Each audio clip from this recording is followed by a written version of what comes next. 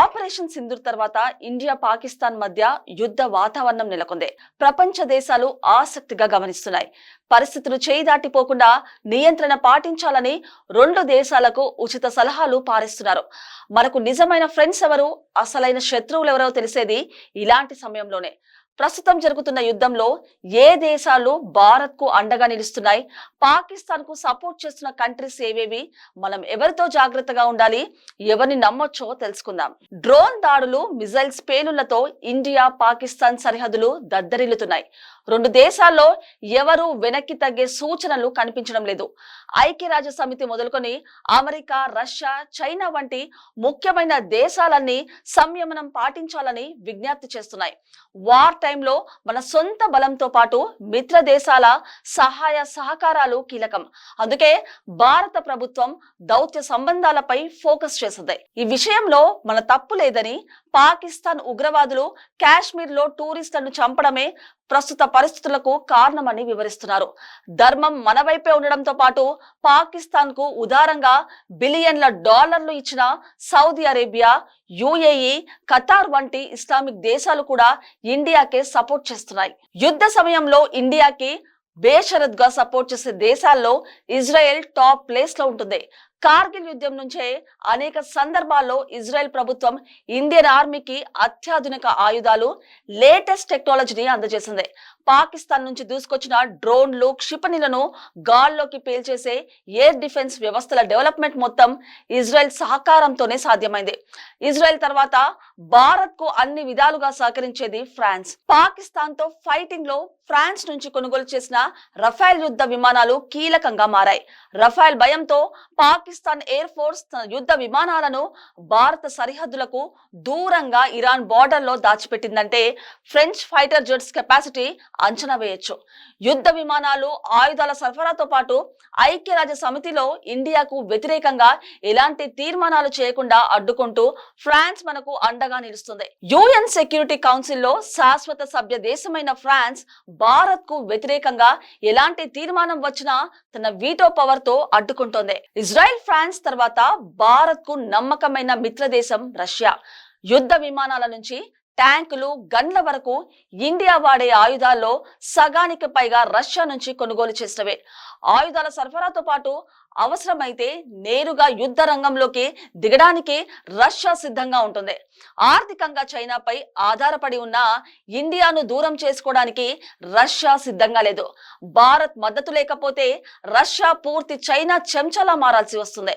అందుకే చైనా నుంచి ఎంత వ్యతిరేకత వచ్చినా రష్యా మాత్రం ఇండియాకి సపోర్ట్ చేస్తుంది.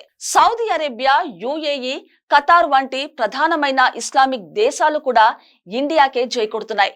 చైనా తర్వాత పెట్రోలియం ఉత్పత్తుల దిగుమతిలో ఇండియా రెండో స్థానంలో ఉంది. రెండో అతిపెద్ద కస్టమర్ అయిన ఇండియాని దూరం చేసుకోవడానికి గల్ఫ్ దేశాలు ఇష్టపడడం లేదు. మరోవైపు ఎలక్ట్రికల్ వెహికల్స్ రాకతో పెట్రోలియం ఉత్పత్తుల భవిష్యత్తు డైలమాలో పడింది.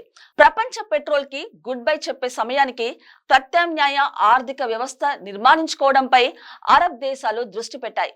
ఇండియాలో పెట్టుబడులే తమ ఫైనాన్షియల్ ఫ్యూచర్ కి ఇన్ఫ్లుయెన్స్ గా భావిస్తున్నాయి అరబ్ దేశాలు.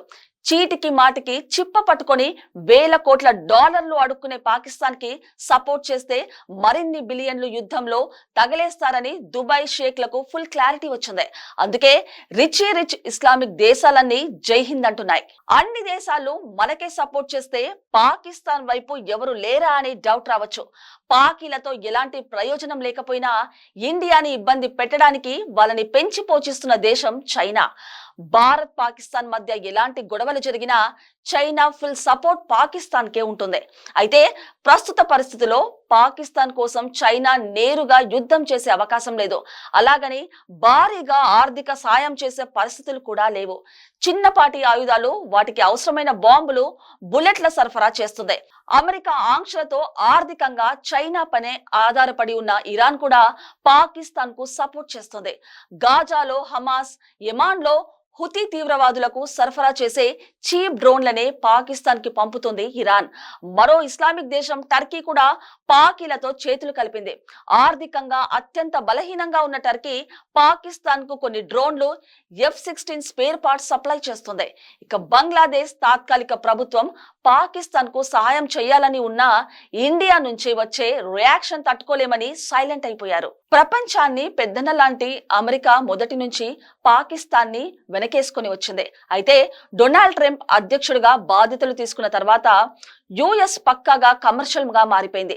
పాకిస్తాన్ కి సపోర్ట్ చేస్తే నష్టమే తప్ప లాభం ఉండదు. అందుకే ఇండియా పాకిస్తాన్ గొడవలతో తమకెలాంటి సంబంధం లేదని పబ్లిక్ గానే చెప్పేశారు అమెరికా ఉపాధ్యక్షుడు జేడీ వాన్స్. రెండు దేశాల మధ్య ఉద్రిక్తతలు పూర్తి స్థాయి యుద్ధానికి దారి తీస్తే తప్ప అమెరికా ఈ విషయంలో జోక్యం చేసుకునే అవకాశం కనిపించడం లేదు.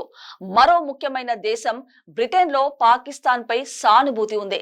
ఆ దేశ రాజకీయాల్లో పాకిస్తాన్ ఇన్ఫ్లుయెన్స్ ఎక్కువ. లోకల్ పాలిటిక్స్ నుంచి ఎంత ప్రెషర్ వచ్చినా తీవ్ర ఆర్థిక ఇబ్బందిలో ఉన్న బ్రిటన్ ఇండియాతో కయ్యానికి దిగే అవకాశాలు లేవు. ఆపరేషన్ సింధూర్ ప్రారంభమైన తర్వాతే భారత్ బ్రిటన్ మధ్య ఫ్రీ ట్రేడ్ ఒప్పందం జరిగింది. అంటే బ్రిటన్ కూడా పాకీలకి హ్యాండ్ ఇచ్చిందనే చెప్పొచ్చు. చేతిలో డబ్బు లేకపోయినా, సైన్యానికి బలం లేకపోయినా, మితిమీరిన అహంకారంతో ఇండియాతో యుద్ధానికి కాలు దువ్వుతున్న పాకిస్తాన్ కి ఆపద సమయంలో ఆదుకునే వారెవరూ కనిపించడం లేదు. పాకీల దుస్థితికి స్వయం కృతాపరాధమే కారణం. పాకిస్తాన్ ఆవిర్భావం నుంచి ఆ దేశానికి లక్షల కోట్లు సాయం చేసిన అమెరికాకి వెన్నుపోటు పొడిచారు. ప్రపంచంలో ఎవరు ముందుకు రాకపోయినా చైనా ప్రభుత్వం పాకిస్తాన్ లో లక్షల కోట్లు పెట్టుబడులు పెడితే ఆ సొమ్ములో చాలా వరకు పాక్ ఆర్మీ ప్రభుత్వం మింగేసిందే. ఇక మనం ఒకే మతం అంటూ అరబ్ దేశాల నుంచి భారీగా అప్పులు తీసుకున్న పాకిస్తాన్ ఒక్క రూపాయి కూడా తిరిగి ఇవ్వలేదు. మిత్రులను కూడా శత్రువులుగా మార్చుకొని అందరినీ దూరంగా చేసుకున్న పాకిస్తాన్ కు ఆపద సమయంలో ఆదుకునేవారు కరువు అవ్వడంలో ఆశ్చర్యమేమీ లేదు.